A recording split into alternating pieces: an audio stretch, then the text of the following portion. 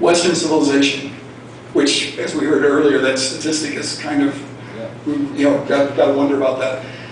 When Rorschach tests are used incorrectly, we take first impressions and then all of a sudden make them real, and that creates challenges in the process. I want to talk about some of the challenges of studying other religions or thinking about other religions.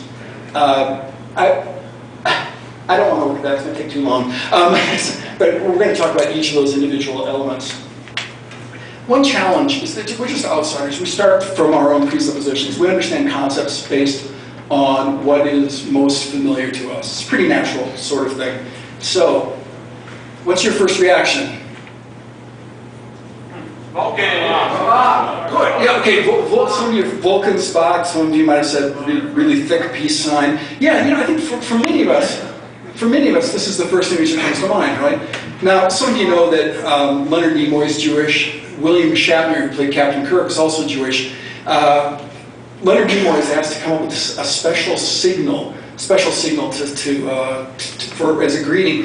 He came up with this signal. Some of you might know he came up with it because he was familiar with it. Or at least he was familiar with twice this. This is the Aaronic blessing. The blessing of Aaron happens in Jewish worship services. It's a sign of the letter Shin, Hebrew letter Shin. And if you go to any Jewish cemetery, you can see all sorts of these blessings. And if you go to a Jewish worship service, you can see this given at the end. So what I find sort of interesting is that whenever he made that sign, he sent a sign to a lot of people, and none of you were among them.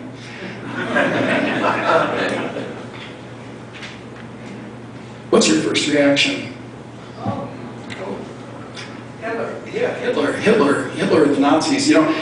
This cute little Cupid doll says, "Keep this; it will bring you luck." And I think most of us associate with Hitler. A few years ago,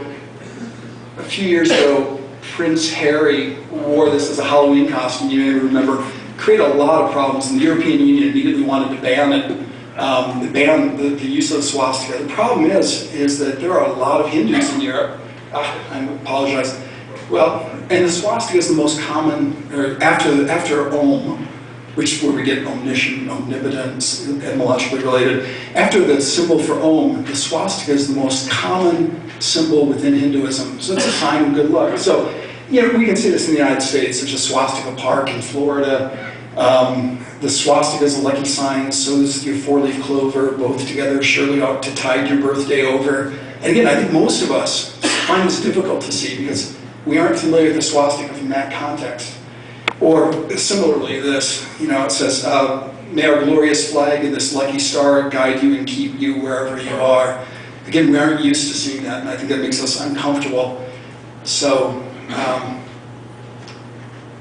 so when we see something like this, what we might initially see as repulsive, had a meaning 70 years ago.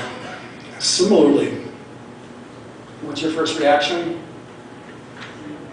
Yeah, Hitler, Third Reich. Except U.S. grade school. Yeah, a number of you are going to remember this. Another number of you are going to remember. What are they doing? Pledge of Allegiance. Yeah. The original Pledge of Allegiance to the flag, when the Pledge of Allegiance was developed, it's on the far right. Let's don't read it because it's so short now that we would hardly identify what it's become from this. But when the Pledge of Allegiance was originally designed, by the way, the United States and Philippines are the only countries in the world that have Pledge of Allegiance to the flag. It's interesting trivia. It's worth as much as the extra credit. But when it was first developed by Francis Bellamy, it even included a picture of how you're supposed to say the Pledge of Allegiance. The picture looks like that. But based on our context, that's not what we see. No. What's your first reaction? I'm going to skip a couple of things here just because. What's your first reaction? Do not think that I've come to bring peace on earth. I've come not to bring peace, but a sword. First reaction? Jesus. Some of you said that as the name. Some of you said it as a swear word. It's tough. That's a saying. It comes from the Gospels. And what did Jesus mean by that? I don't know. I think I know, but I'm not going to say. But what I do know for sure. Wait, I see a hand back there. Thank you. I thought it means that it's no cross. I'm sorry, one more time. No cross. Don't cross God's wrath. It's interesting. Don't take the Lord's name in vain. Interesting. Do not come to bring peace on earth, and come not to bring peace but a sword. What I do know is that the Muslims in the world and Jews in the world have viewed this very differently than Christians. I think many Christians look at it and say, Jesus didn't mean anything violent per se. It's tough to say, but all this depends on our context or where we're coming from. Number two, all branches of a particular religion are not the same, and that's clear. What is Christianity? When you think of Christianity, do you think of this? Maybe not. Or you might say it's Christian. Or do you think of this? The Orthodox faith. I think most of us are pretty distant from that in the United States. Or do you think of this?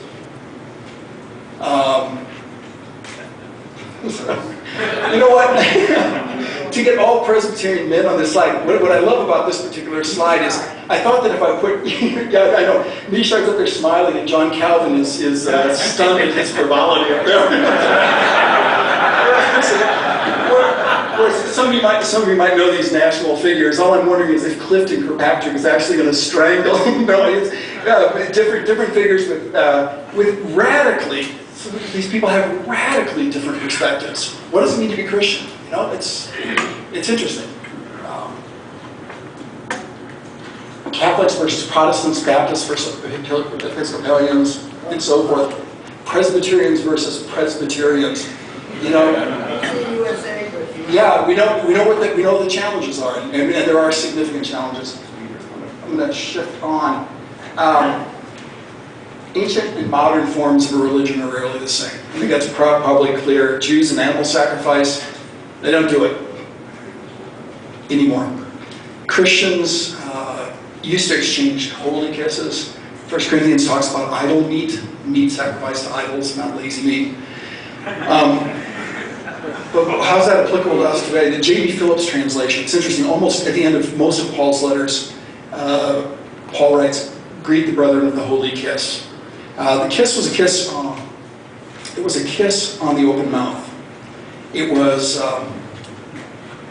not a Paris kiss. It was not like a.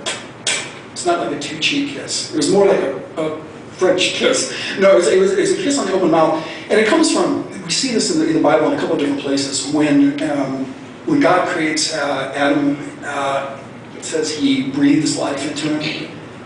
Later on, the end of the Gospel of John, when resurrected Jesus appears to the disciples, He breathes life unto them. Eventually, of course, Christians got rid of that practice, and we have all sorts of very early Christian theologians like Tertullian and all sorts of others who say, if you engage in the holy kiss and if you find it pleasurable, do not do it again the second time. And then the holy kiss for a while was only used at men's conferences or women's conferences. Only men passed it with men, women passed it with women. Some of you are going, maybe that's why attendance isn't that high. But again, it's a practice that for the most part, it doesn't really exist that much. J.B. Phillips translation says doesn't say greet one another with the holy kiss. It says greet the brethren by passing a holy handshake all around. Which I think is interesting. Many of us pass the peace by, the origin of a handshake is to show that we're disarmed, right? So I guess there's a difference between passing the holy kiss and saying, hi, I'm disarmed. Other changes. Mormons and everybody else. A specific practice. Polygamy. Yeah, Mormons and polygamy. Or Presbyterians and what has changed? Predestination. I think probably many of us are going to say we very, very, very strongly